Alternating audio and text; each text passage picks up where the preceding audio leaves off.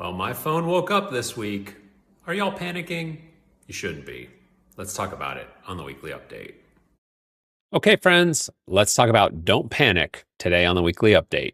Here's what you need to know. First up, I know things look bad, but now is not the time to panic. Now, on this channel, maybe about 4 weeks ago, if you've been following along, then you know that I was quite grumpy on the channel about the developments and what was happening, and I was grumpy again 2 weeks ago. And part of that was for a very good reason. The market was 8 to 10% higher, fear gauges were low, oil was $60, $70 a barrel, and I saw this slow motion car wreck happening. The US was talking about, our only diplomacy is bombing and, complete military victory. And so I saw these like conditions that was going to lead to a car crash. And so I was quite grumpy. I was quite surly. If I were to update you to where we are today, and once again, this is not an April Fool's, I'm actually quite happy. I'm very positive on the developments and what's going on here. So, and my phone has started to ring off the hook. I guess you all have started to look at your statements and are panicking. You should not be panicking. And in fact, even with Donald Trump is going to address the country tonight, I think it's 9 p.m., 8 p.m., something like that, he could potentially be announcing boots on the ground tonight. And I am not worried. So I want you to see what I see. I want to show you why you don't need to panic. And I want to show you why we're actually somewhat okay here. So let's get into it. First up, let's take a look at the market. This is the market the same way we've always looked at it. These green and red candles are the S&P 500, and I'm using candles here because I want to talk about daily formations.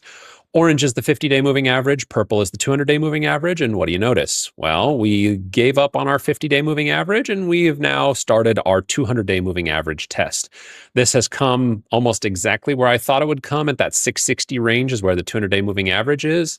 This formation almost looks exactly like what I would expect out of a 200-day test formation. I said we're going to, close below the 200-day moving average, maybe poke below in kind of like a fear, panicky sort of crescendo, and then we'll see what we actually have. And so if you look at the last couple days, especially as Donald Trump has been signaling, hey, we might be all done with what's going on in Iran, the market has had two unbelievable scorcher back-to-back rally days.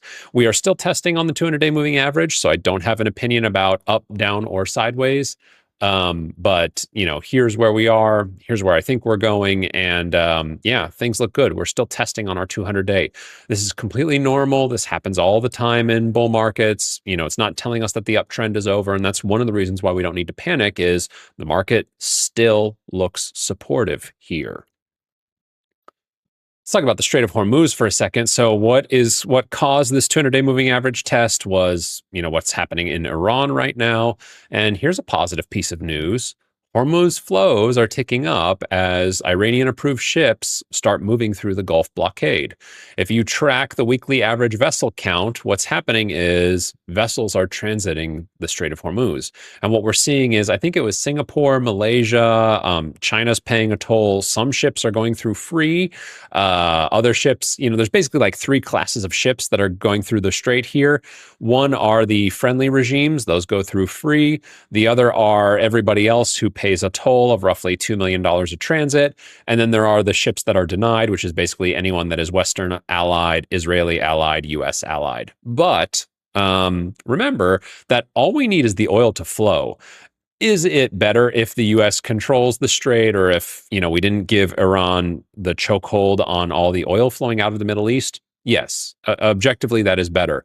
But the global economy actually doesn't care who owns the Strait of Hormuz. The global economy only cares that the oil is flowing through. And what we're seeing is the oil is flowing through. So this is a positive. The Strait of Hormuz is getting unblocked. Second, this is probably the biggest positive. Diplomacy has finally entered the picture. And this was one of the things that I was looking for. We are seeing some pretty solid signs that diplomacy is happening, that the US is talking to Iran, and potentially we might get either a ceasefire, which is okay, or even better, a complete cessation to hostilities. Donald Trump is on Truth Social saying, hey, they're asking us for a ceasefire. Maybe we'll get that, or we'll bomb them into the Stone Age. I really hate those sentiments. I wish he would stop saying stuff like that.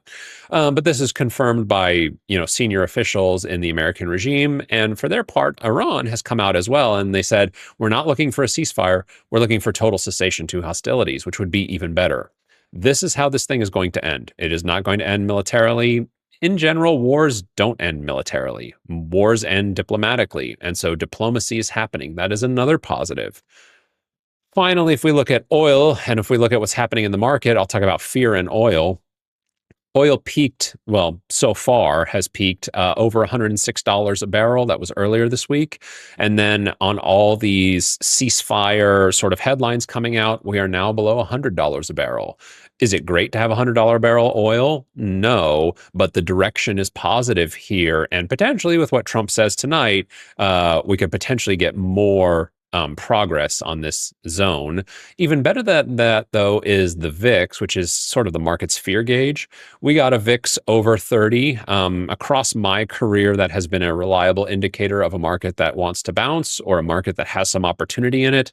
And I don't think it's surprising that those readings came in at just about the pinpoint low of this market environment, at least up until this point.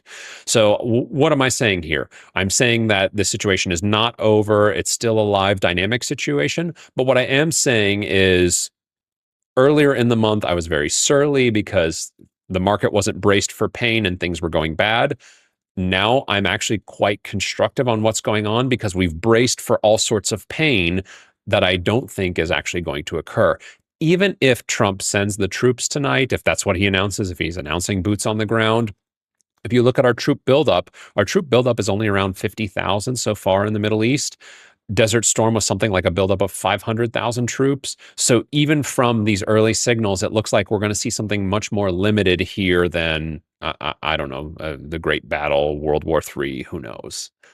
So what does it all mean? Well, this Iranian excursion looks like it's culminating. Whether Trump sends the troops or not, I think we are closer to the finish line than the beginning of this process. Diplomatic channels seem healthy. This was the number one thing that I was looking for. I am smiling ear to ear that diplomacy is being tried here. I think that's how this ends.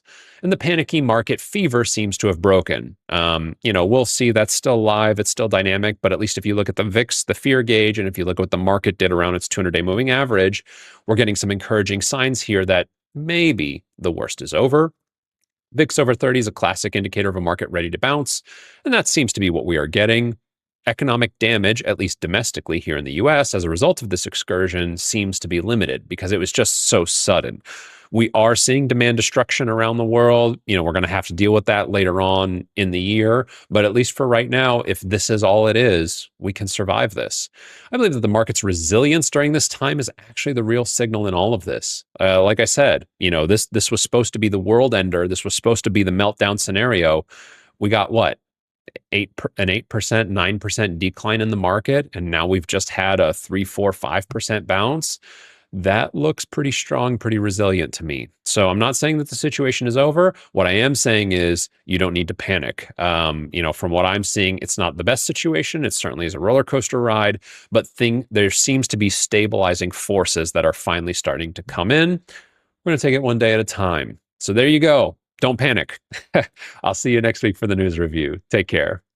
Okay, friends, that was the video. Hope you liked it. If you found it informative, good, entertaining, I'd love if you could scroll down here beneath the video and give me a like there. It helps us out with the algorithm. And then if you want to be notified first of anything new that we upload to the channel, if you come over here, click subscribe, you'll be the first to know as soon as we upload anything. Appreciate it. See you soon.